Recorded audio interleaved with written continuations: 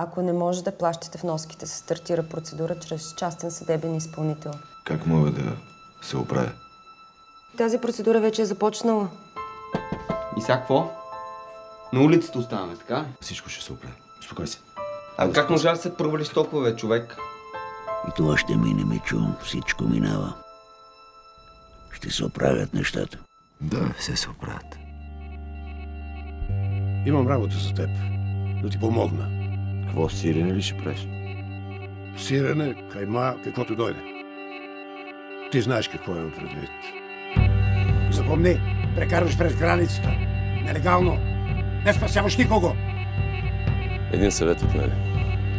Стой си вкъщи и не се занимава с глупости. Ще стане биля.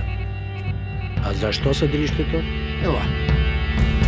Още едно време гърците са убивали тук. После римляните и турците. А българите? Българите. Погледни надолу. Знаеш всичко, помниш всичко. Се побъркаш така. Затова забравяш. Искам да знам истина. Истината за какво ти носи. Това не те засяга.